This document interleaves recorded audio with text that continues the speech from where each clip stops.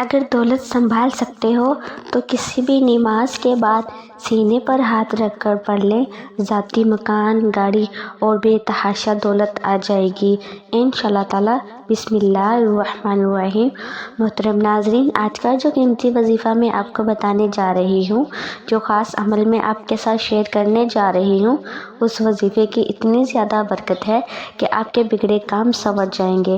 آپ کا اگر دولت کا مسئلہ ہے، لڑائی جھگڑے کا مسئلہ ہے، گھر میں تنگ دستی، محتاجی ہے، گھر میں لڑائی جھگڑے بہت زیادہ ہیں، اگر کوئی بات نہیں مانتا یا کاروبار میں اس میں برکت نہیں ہے یا منافع نہیں ہے یا کاروبار چل نہیں رہا، بس یہ ایک وظیفہ کرنے سے جو معجزات ہوں گے آپ دیکھتے ہی رہ جائیں گے۔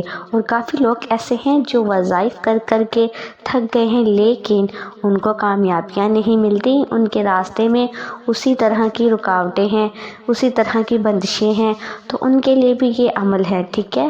وہ بھی اس وظیفے کو کر لیں تو انشاءاللہ تعالی اللہ پاک ایسا معجزہ فرمائیں گے کہ اللہ پاک ایسا کرم فرمائیں گے کہ تمام مشکلات، تمام پریشانیاں ختم ہو جائیں گی۔ ناظرین، آج کے دن یہ خاص وظیفہ کیجئے۔ اس سورت کو پڑھنے والا آج تک کبھی کسی حاجی سے محروم نہیں رہا۔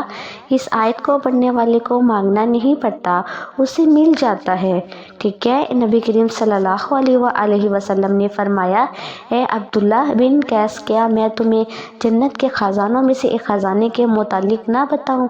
میں نے عرض کیا، یا رسول اللہ صلی اللہ علیہ وآلہ وسلم، کیوں نہیں، ضرور بتائیں۔ تو آپ صلی اللہ علیہ وآلہ وسلم نے فرمایا، تم کہو، لا حول ولا قوت الا باللہ، نہ گناہ سے بچنے کی ہمت ہے، نہ نیکی کرنے کی طاقت ہے مگر اللہ کی توفیق سے ہی۔ بخاری اور مسلم نے اس کو روایت کیا ہے۔ تو میرے بھائیوں، آج کا جو وظیفہ ہے اس کو کتنی تعداد میں پڑھنا ہے، کس وقت پڑھنا ہے، اور اس وظیفے کو پڑھنے سے کیا کیا فوائد آپ کو ملیں گے، آج کی اس ویڈیو میں آپ کو اس کے متعلق سب کچھ بتاؤں گی، ٹھیک ہے؟ تو ناظرین، حضور پاک صلی اللہ علیہ وآلہ وسلم کا ارشاد ہے، اے لوگو، اتنی عبادت کرو جو قابل برداشت ہو، کیونکہ اللہ ثواب دینے سے نہیں رک سکتا یہاں تک کہ تم عبادت کرنے سے اکتا جاؤ گے۔ اب آپ نے اس سورت کو کیسے پڑھنا ہے، کس ترتیب میں پڑھنا ہے، اب طریقہ کار جان لیجئے۔ جب تک آپ کو طریقہ کار نہیں پتہ ہوگا پھر عمل اثر نہیں کرتا۔ کچھ خاص احتیاط ہوتی ہے۔ احتیاط میں سب سے پہلے یہ ہے کہ آپ نے اس عمل کو کرنا کب ہے۔ دیکھیے، آپ فجر، ظہر، عصر، مغرب، عشاء، تہجد کسی بھی نماز کے بعد کر سکتے ہیں، ٹھیک ہے؟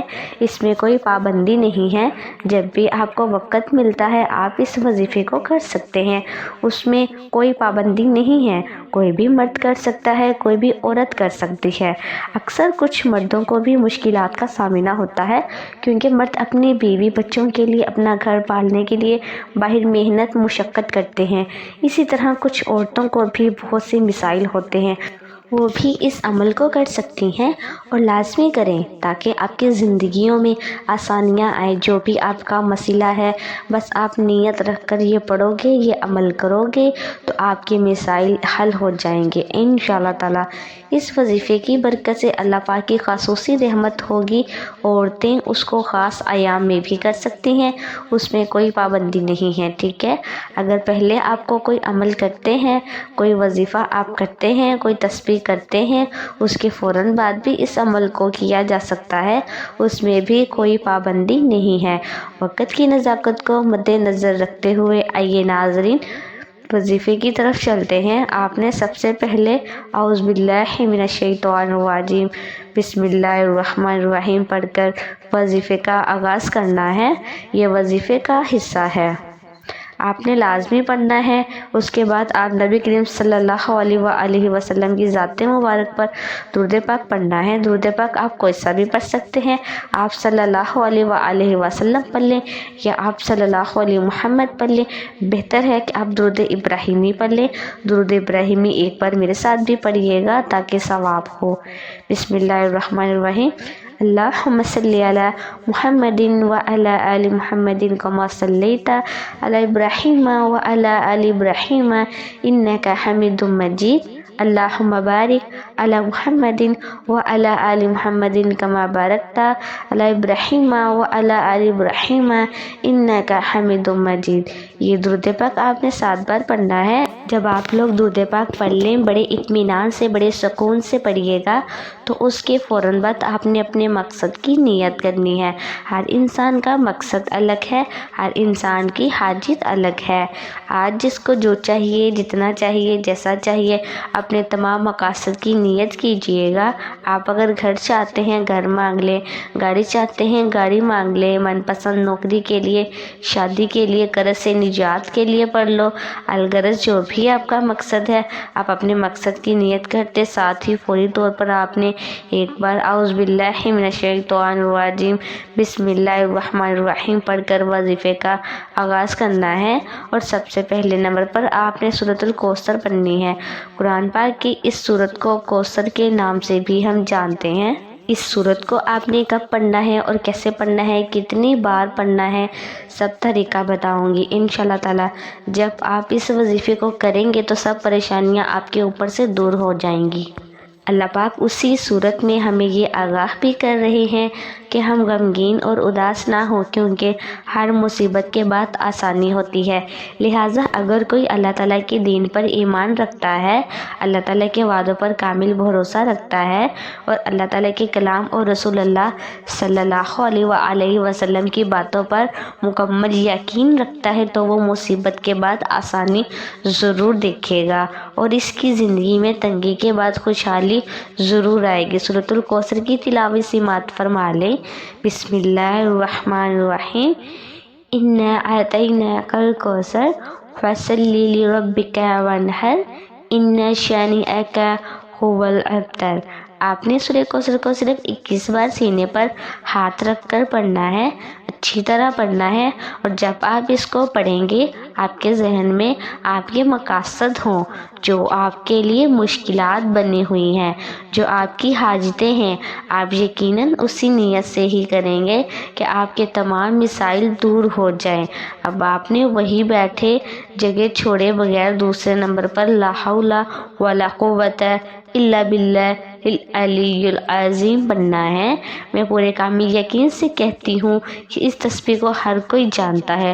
لا حول ولا قوت الا باللہ کا مطلب حضرت عبداللہ بن مسعود رضی اللہ تعالیٰ عنہ فرماتے ہیں کہ میں نے رسول اللہ صلی اللہ علیہ وآلہ وسلم کے سامنے پڑھا تو آپ صلی اللہ علیہ وآلہ وسلم نے فرمایا کہ اس کا مطلب جانتے ہو کیا؟ میں نے عرض کیا اللہ اور اس کے رسول اللہ صلی اللہ علیہ وآلہ وسلم خوب جانتے ہیں۔ آپ صلی اللہ علیہ وآلہ وسلم نے خود ہی ارشاد فرمایا کہ اس کا مطلب یہ ہے کہ گناہ سے پھرنے کی طاقت نہیں مگر اللہ کی حفاظت سے، اور اللہ کی عبادت کرنے کی قوت نہیں مگر اللہ کی مدد سے، اور فرمایا جو بندہ ہر وقت استغفار کرتا رہتا ہے اللہ اس کی ہر مشکل آسان کر دیتا ہے اور ہر غم دور کر دیتا ہے، اور ایسی جگہ سے روزی دیتا ہے کہ جہاں سے اس کا گمان بھی نہیں ہوتا۔ لا حول ولا قوت الا باللہ العلی العظیم ایک بار ہو گیا۔ لا حول ولا قوت الا باللہ العلی العظیم 2 بار ہو گیا۔ لا حول ولا قوت الا باللہ العلی العظیم 3 بار ہو گیا۔ اس طرح سے آپ ہاتھ کی انگلیوں پر پڑھ لیں یا تسبیح کے دانوں پر پڑھ لیں۔ آپ نے 100 دانوں کی ایک تسبیح کرنی ہے، یعنی آپ نے 100 مرتبہ پڑھنا ہے۔ جب آپ یہ دونوں اعمال بتائے گئے طریقے سے پڑھ لیں، اس کے بعد آپ نے آخر میں وہی درود پاک پڑھنا ہے جو آپ نے عمل کے شروع میں پڑھا تھا۔ اس کے بعد آپ نے دعا کرنی ہے سبحان اللہ یا رب کریم، یا اللہ آپ کو اپنی شان کریم کا واسطہ ہم گناہ گاروں پر اپنے گھر کے دروازے بند نہ کر، ہم سیاکار ہیں لیکن ہے تو تیرے ہی بندے، تیرے سوا ہمارا کوئی سہارا نہیں، یا ذوالجلال والاکرام ہم تجھ سے اپنے ہر گناہ کی معافی مانگتے ہیں جو تنہائی میں کیا یا محفل میں کیا یا نادانی میں کیا یا انجانے میں کیا۔ یا اللہ اپنی شان شان کریمی کے صدقے، اپنے کعبہ کی عظمت کے صدقے ہمیں معاف کر دے۔ آمین ثم آمین۔ دعا ہے کہ رب کریم میرا سنانا اور آپ کا سننا اپنی پاک بارگاہ الہی میں قبول و منظور فرمائے۔ آمین۔ تمام دوستوں سے گزارش ہے کہ اللہ تعالیٰ کے 99 ناموں میں سے کوئی ایک نام ضرور کمنٹ باکس میں ٹائپ کریے گا۔ اللہ تعالیٰ ہم سب کا حامی و ناصر ہو۔ آمین ثم آمین یا رب العالمین۔ اگلی ویڈیو تک کے لیے اجازت دیجیے، تب تک اپنا خیال رکھیے گا۔ السلام علیکم ورحمۃ اللہ وبرکاتہ۔